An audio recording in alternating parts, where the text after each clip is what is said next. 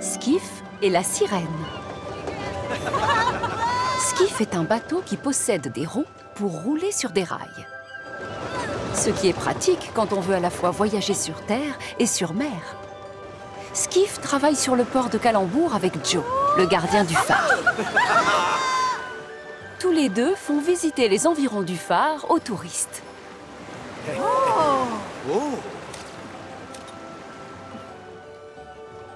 Bien, nous devrions voir la sirène demain, donc. Oh oui, et peut-être plus tôt. Une vraie sirène? Salut, Skiff. Devine, Montaigu, le gros contrôleur dit qu'on verra une sirène demain sur le port. Une sirène? C'est quoi une sirène, Skiff? C'est une créature qui vit dans la mer, qui a une queue de poisson en guise de jambe et le corps d'une femme. Une femme poisson? Non, tu as du mal comprendre. Cela n'existe pas. Oh là, tu te trompes. J'ai entendu des tas d'histoires sur les sirènes, mais je n'en ai jamais vu pour de vrai. Oh, pourtant j'aimerais tellement.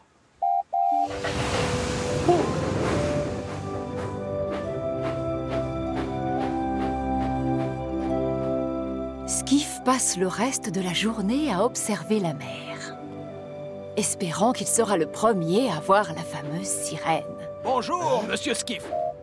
Dites, pourquoi vous regardez la mer comme ça? Il y a une sirène qui arrive bientôt et j'ai vraiment hâte de la voir.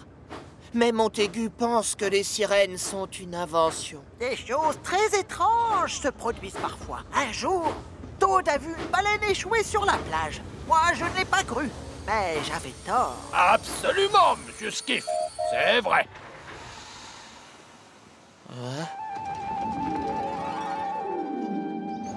Le lendemain matin, Skiff se lève aux aurores pour être certain de ne pas rater l'arrivée de la sirène. Mais à l'heure du déjeuner, toujours pas de femme poisson à l'horizon. Allez, viens! Ouais! Attends-moi!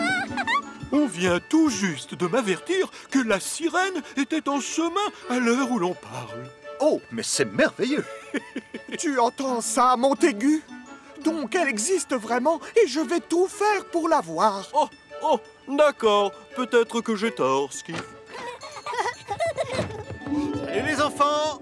Alors, vous êtes prêts pour votre balade dans le port? Oui, on est prêts! Salut, Skiff! Je peux monter ta voile? On verra ça plus tard. Allez, je vais leur chercher des gilets de sauvetage. Écoutez-moi, je vous interdis de monter sur Skiff tant que Joe ne vous a pas fait enfiler vos gilets. Qu'est-ce que tu préfères, Skiff? Être sur terre ou être en mer? Les deux. Moi, j'aime bien aller en mer, mais je n'aime pas avoir de l'eau sur le visage. Moi non plus, mais je m'y suis habitué. Oh! La voilà! Oh, levez l'ancre! Levez l'ancre! Hein? Oui. Oui.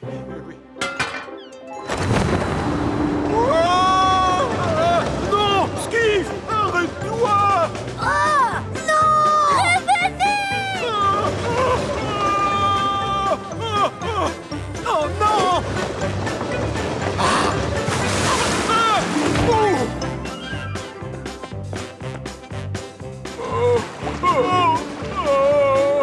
On doit aller là-bas, monsieur! Servez-vous de l'écoute de phoque pour mettre ma voile sous le vent! Je ne comprends rien à ce charabia. S'il te plaît, ramène-moi sur le quai. On va dans le mauvais sens. Tourne-toi, Skiff, tourne-toi.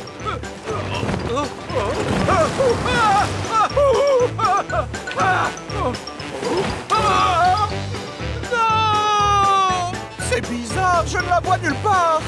Oh, je ne sais pas où elle est allée!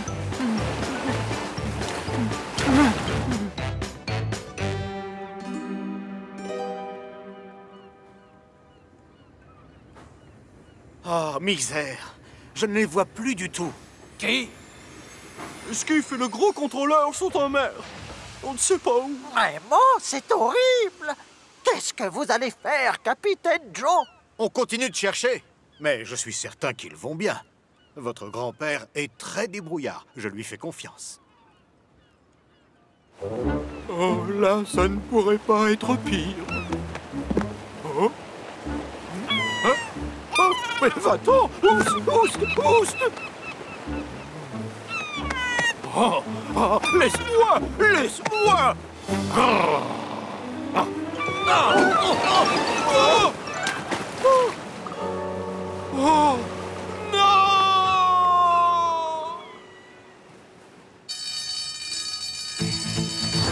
À la rescousse! On me demande...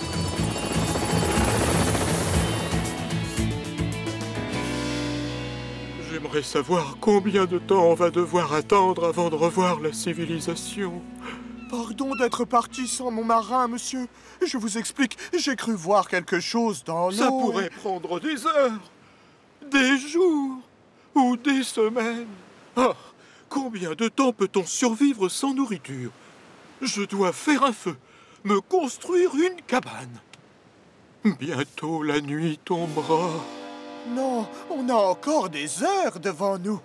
On n'est pas allé loin du tout. Quand la marée remontera, on repartira. Parce que tu crois que je vais retourner en mer avec toi? Oh non, non, non, non, non. Je vais faire un feu, je mangerai du plancton. Oh, heureusement, j'ai été scout, je suis sauvé. Oh.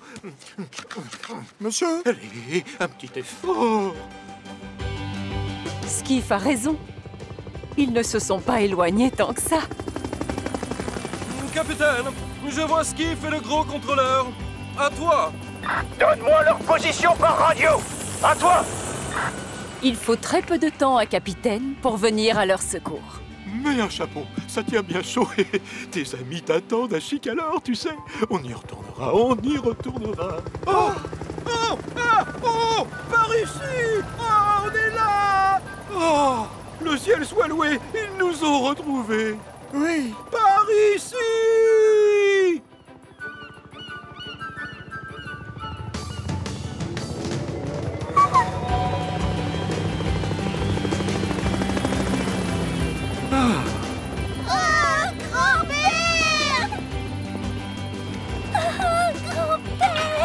Ça fait du souci pour toi. C'est rien, je suis sain et sauf. Et c'est pas grâce à Skiff. Je vous fais toutes mes excuses pour ce qui s'est passé aujourd'hui, monsieur. Moi aussi, je m'excuse. Si je me suis précipité, c'est parce que j'ai cru voir la sirène. Quelle sirène? Celle dont vous avez parlé et qui doit arriver. Oh, Skiff, j'ai bien peur que tu n'aies pas bien tout compris.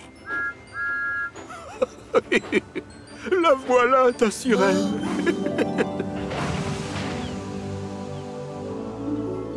Oh, vous ne trouvez pas qu'elle est magnifique, monsieur Skiff? Si, mais j'espérais tellement voir une vraie, tu comprends?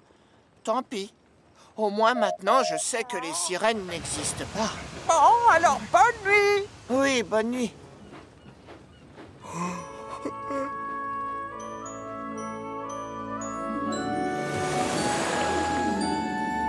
Oh! Waouh!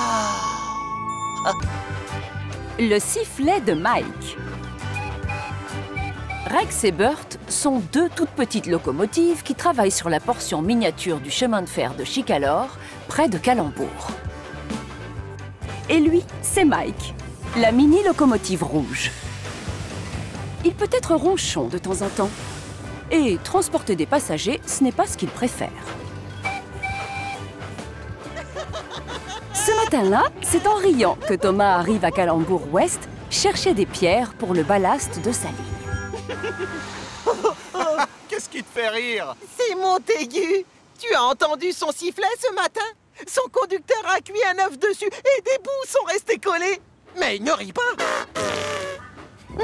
Oh. C'est toi qui as sifflé, Montaigu?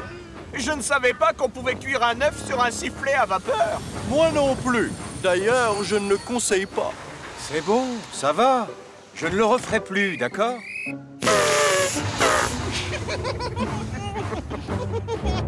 Montaigu ne devrait pas faire de si horribles bruits. C'est choquant. Ah, et ben moi, je vais siffler comme ça toute la journée. Quand on ne peut pas siffler correctement, on doit s'abstenir. Abstiens-toi alors. Là, on ne parle pas de moi. Et je te signale que j'ai un excellent sifflet. Si j'avais un sifflet comme le tien, Mike, oui. je me tairais. Pardon. Un sifflet, c'est très important, Rex. Une locomotive sans sifflet est très dangereuse pour les autres. Sous la colère, la pression de vapeur de Mike augmente tellement que sa valve de sécurité saute. Oh non! Ne me dites pas que Mike est encore en surchauffe. Tout le monde appelle Monsieur Fulbert Duncan le petit contrôleur, puisque c'est lui qui s'occupe du chemin de fer miniature. En réalité, il n'est pas petit du tout. Il est même très grand. Je vais devoir te donner du travail plus facile. Je te suggère de prendre le train de passagers. Non, monsieur, pas eux. Je vais très bien. Vous savez bien que je préfère livrer des marchandises. Désolé, Mike, mais je ne peux pas te laisser souffler de la vapeur comme ça. Burt s'occupera des livraisons. Et toi, tu prendras les passagers, une fois que l'on t'aura remis une valve de sécurité. Oh. C'est donc de très mauvaise humeur que Mike va chercher ses passagers. Oh, il est formidable, ces petites locomotives. Bla bla bla, on dirait un jouet. Oh, j'adore les petites locomotives. Comme il est adorable. Voyons, du calme, Mike.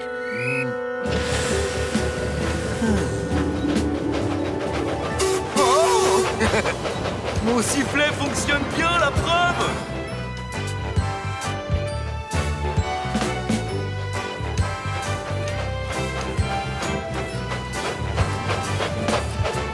Rex et Burt, comment osent-ils se moquer de mon sifflet? Ils sont jaloux, ils sont jaloux. Je vais leur montrer, je vais me venger. Tout le long de la ligne, des pancartes indiquent aux locomotives quand elles doivent siffler.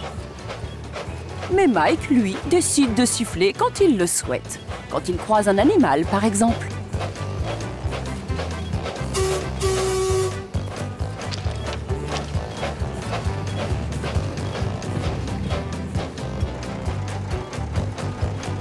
Ou un fermier.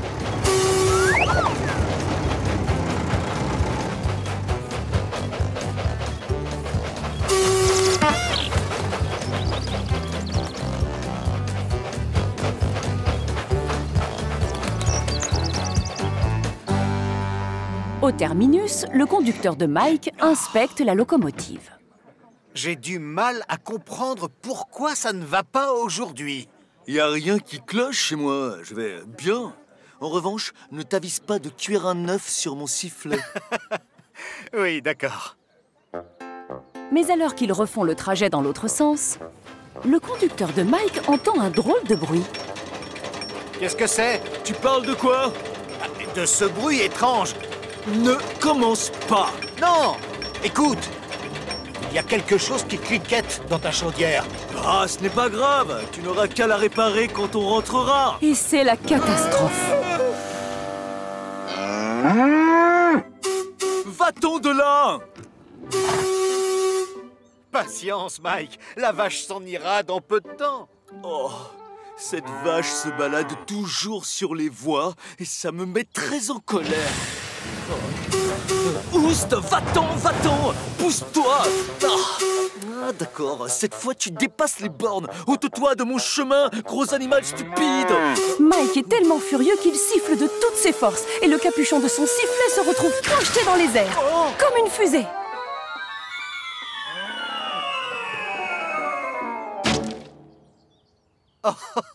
Donc c'était ça qui faisait ce fameux bruit? Hein? Oh!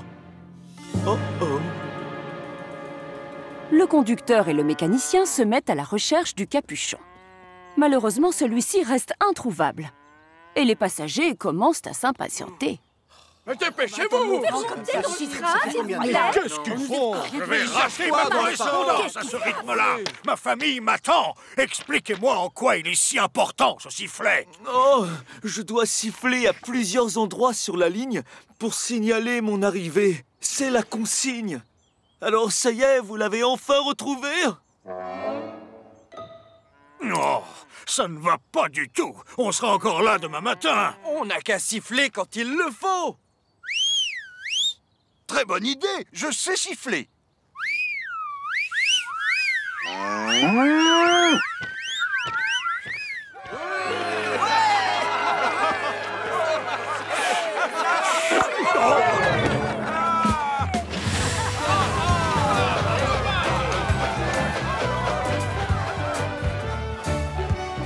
Mike reprend donc sa route, et à chaque fois qu'il arrive dans une zone où il est censé siffler pour avertir de son arrivée, son conducteur, son mécanicien et ses passagers sifflent à sa place.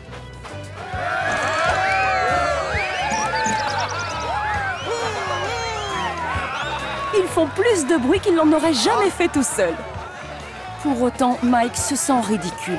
Sans son sifflet, il lui manque quelque chose. C'est avec du retard qu'il arrive à Calembour, où Montaigu l'attend. Des embouteillages sur la ligne, Mike? Non, il y avait une vache sur la voie. Et j'ai eu un problème avec mon sifflet. Oh oui, ça je connais bien. Heureusement, mon conducteur l'a enfin nettoyé.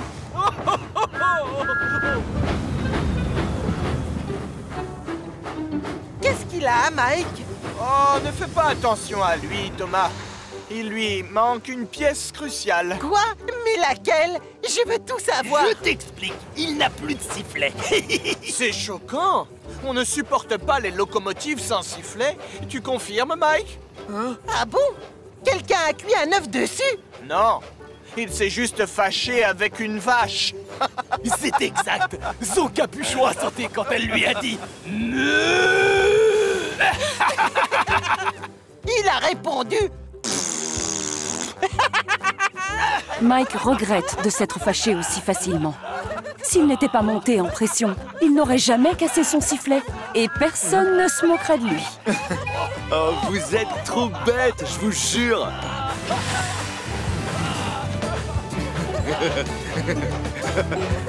Ça va, j'ai retenu la leçon. Ils m'auront tout fait, cela. La locomotive du futur. Ce jour-là,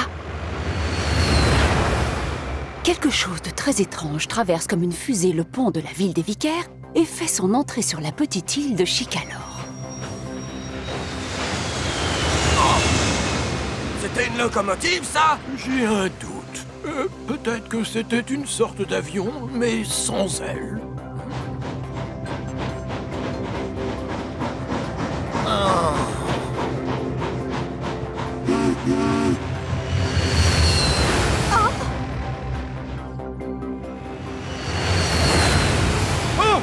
Quoi? Oh, mais c'est quoi ça? Oh, ah, j'ai rien sur la tête. Mon chapeau!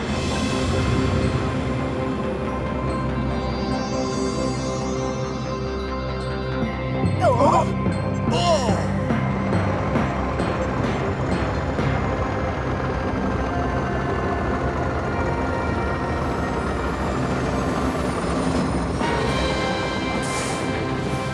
Grand Dieu! Salut, toi. Dis-nous, quel est ton prénom? Bonjour, monsieur. Moi, je m'appelle Hugo, le Zeppelin sur rail. C'est mon conducteur qui voulait qu'on se rencontre. Ah, bonjour. bonjour. Quelle bonne surprise. Au revoir. Comment allez-vous, monsieur le comte? Ah, je tenais à vous présenter Hugo. Comme vous aimez les engins originaux, en voici un. Oui, je fonctionne au diesel, mais mon moteur sert à faire tourner l'hélice qui est à l'arrière. Il est très impressionnant à regarder, c'est vrai. Mais pour m'aider à me faire une opinion, il va falloir que Hugo m'emmène faire une petite balade. Avec grand plaisir. Bienvenue à bord.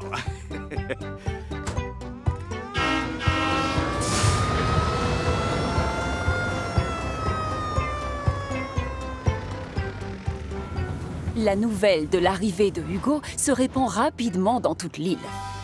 En fait, d'après la rumeur, il ne ressemble pas à une locomotive. Je sais, oui. Il a même une hélice dans le dos.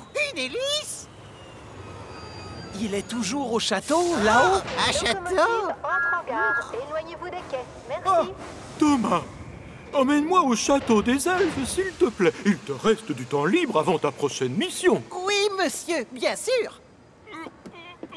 Oh, apparemment, il y a un engin extraordinaire là-bas. Oh, oh, en matière d'innovation, je suis ouvert à toutes les idées pour améliorer mon chemin de fer.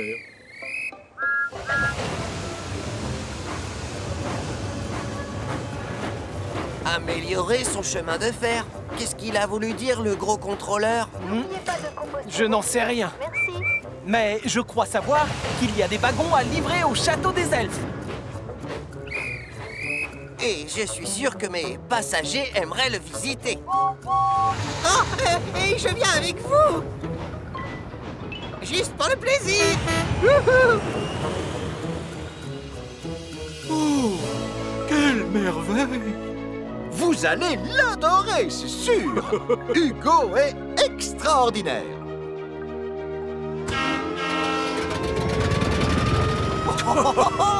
Il est incroyable! Oui, je confirme. Ce Hugo, c'est la locomotive du futur.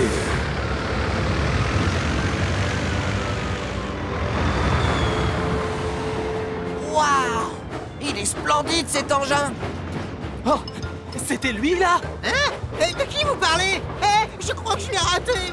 Non, je l'ai raté.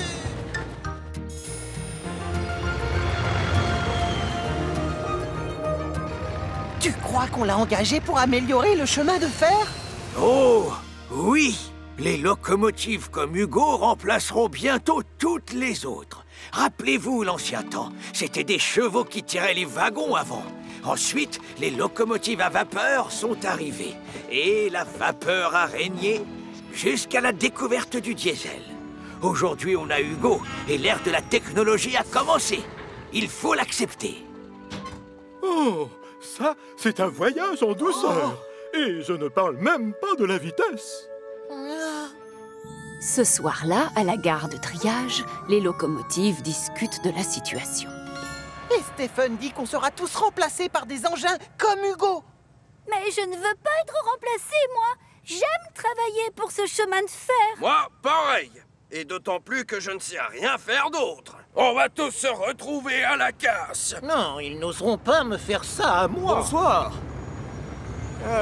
Dites-moi, vous n'auriez pas un box de libre par hasard? Désolé, mais ce hangar est plein. C'est exact. Et il est réservé aux locomotives à vapeur. Non, attends, Hugo. Je dois m'occuper du train postal. Tu n'as qu'à dormir dans mon box, si tu veux. Non, c'est impossible. Ils cherchent à nous prendre notre place. Oh, ce n'est pas grave, ne vous inquiétez pas pour moi. Je vais bien trouver un autre endroit.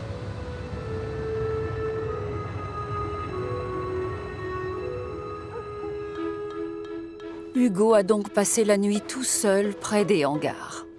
Mais le lendemain matin, les locomotives lui font toujours la tête.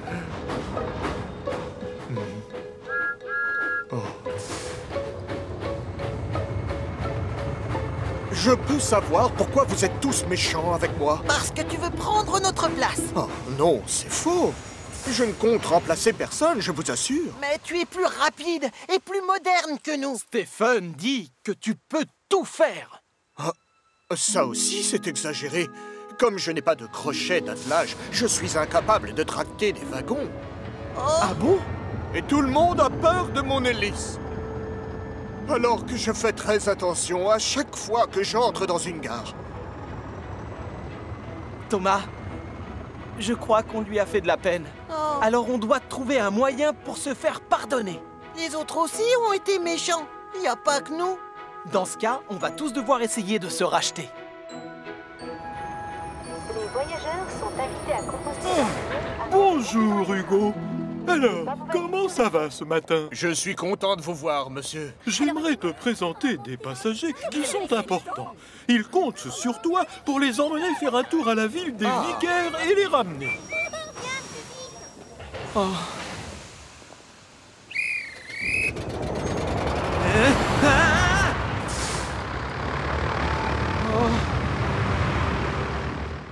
Hugo a passé sa journée à transporter des passagers absolument enchantés par leur balade.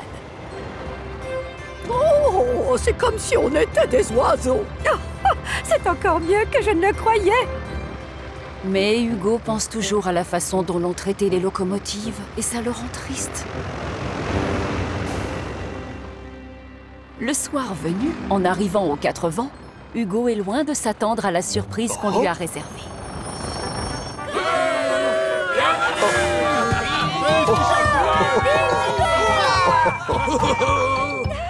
Qu'est-ce qui se passe? Je peux savoir ce que l'on fait? Oui, monsieur. C'est un comité de bienvenue pour Hugo. Excuse-nous si on n'a pas été gentil avec toi. Ce soir, on voudrait que tu dormes dans notre hangar. Un grand bravo pour ce cher Hugo. Bip bip. Bip bip. Bip bip.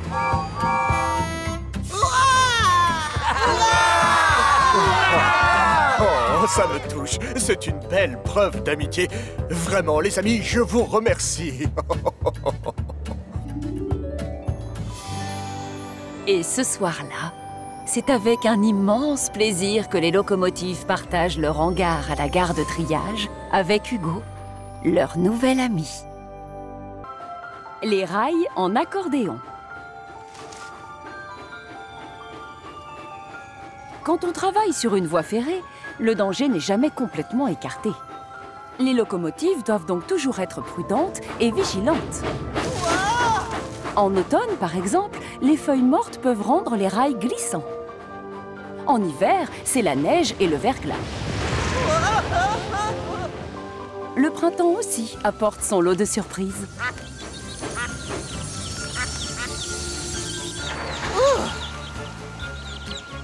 Même en été, il y a des dangers.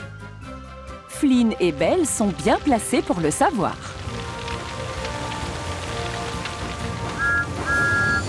Oh, nom d'une soupape! Encore un feu de forêt! Il y a toujours plus d'incendies quand il fait très chaud, Thomas. La végétation est plus sèche. J'espère que vous l'éteindrez assez vite. Oui. Le feu enfin éteint, Flynn et Belle retournent tranquillement au centre de recherche et de secours.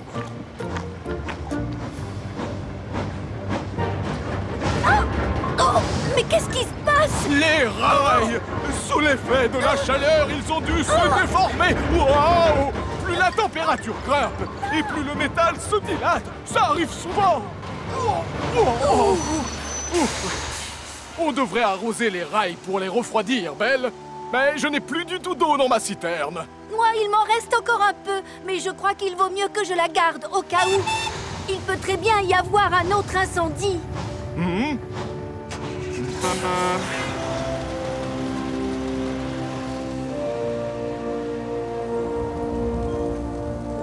train en provenance de Timbos entre en gare. Quelle chaleur! De la bordure du quai. Merci. Tiens, bonjour, monsieur! Tu parles d'un bonjour? Regarde, j'ai encore plus chaud qu'une pomme de terre cuite en plein milieu du désert. C'est justement pour ça que je suis là. Maman? Oh, merci, j'ai quelque chose qui devrait te rafraîchir un peu. Ferme les yeux. Oh, c'est une glace à la fraise. Oh, j'adorerais manger une glace. Merci. Une bonne glace bien fraîche avec des... un chapeau. Oh. Beaucoup mieux adapté pour l'été que celui que tu as sur le crâne. Oh, mais pourquoi? Parce que oh, mais... le noir attire la chaleur, bien sûr. Avec un chapeau noir, tu as vraiment beaucoup plus chaud. Alors qu'un blanc, lui, va réfléchir la chaleur et tu seras plus au frais. Tu te sentiras mieux avec, fais-moi confiance. Avec ça, j'ai l'impression de partir en safari. Mais un safari, c'est très chic. C'est vrai, monsieur.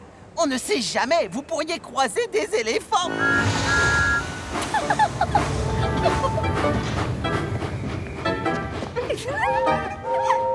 Oh, quelle quelle humiliation! C'est ma France! Pendant ce temps, la canicule s'installe et les rails continuent à se déformer sous l'effet de la chaleur. Plus il fait chaud et plus il y a de bosses.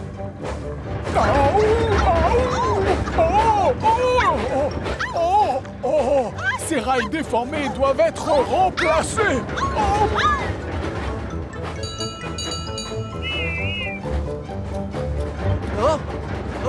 Aïe, aïe.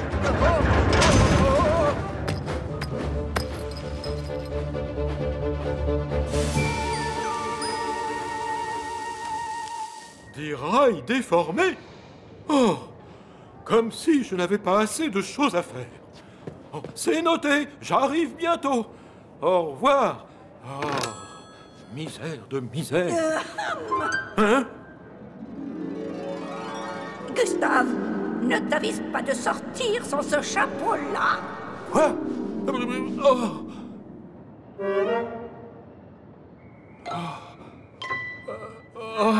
Très bien, maman.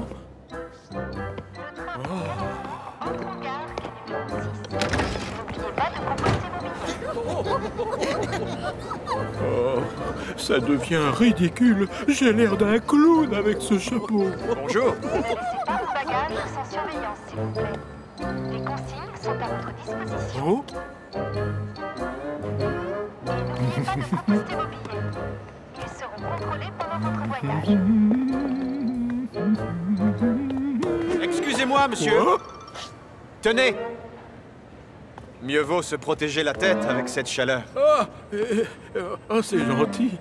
Et vous en aurez besoin quand vous partirez en safari.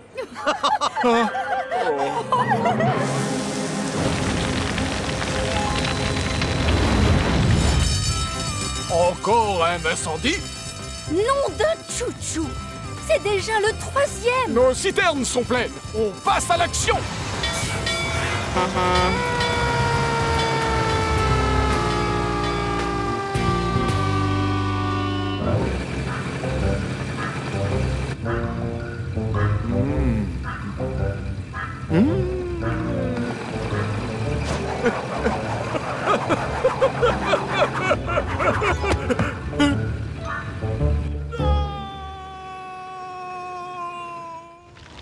Et c'est la catastrophe. Oh, finalement, j'aurais peut-être dû les arroser, ces rails! Attention!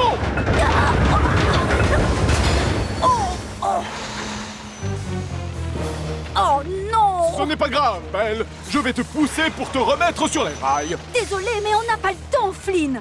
Tu dois éteindre le feu avant qu'il ne s'étende. Bien sûr, oui. Mode route enclenché. Ne t'inquiète pas. Super pompier à la rescousse. Arrosez par là. Et par là aussi. Vous aimez l'eau, les flammes? Ah ah! C'est ma tournée. Une fois le feu éteint, Thomas arrive avec Rocky pour aider la pauvre Belle et la remettre sur les rails. Ah, ne t'en fais pas, Belle. Tu vas pouvoir à nouveau t'occuper des incendies. Fais-moi confiance. Ouf! Merci, Rocky. Oh, misère de misère. Qu'est-ce que je vais bien pouvoir faire avec ces rails? À chaque canicule, ils se déforment et se plient. Oh, comme si ma journée n'était pas déjà gâchée par cet affreux chapeau. Et quand même, je reconnais qu'il tient bien ma tête au frais. Excusez-moi, monsieur, j'ai une idée. Votre maman vous a offert un chapeau blanc pour réfléchir le soleil et garder votre tête au frais. Oui, je sais. Ma mère croit toujours tout savoir, Thomas. Mais peut-être que les rails arrêteraient de se déformer et de se plier si on les repeignait en blanc. Oh, c'est malin, Thomas. Quelle idée fantastique. Tu sais quoi, Thomas? Je dois reconnaître que pour une fois, ma mère avait raison. Le blanc réfléchit les rayons du soleil et garde les choses au frais. C'est comme votre chapeau de safari, en fait. Arrête de parler de safari, d'accord? Vous avez l'intention de vous promener dans la jungle, monsieur? Oh, ça suffit. J'en ai assez qu'on se moque de moi à cause de ce nouveau chapeau. Franchement, ça me rend chèvre. Prends-le. Oh, je t'en fais cadeau. m'en suis enfin débarrassé. Ah! Oh! Oh!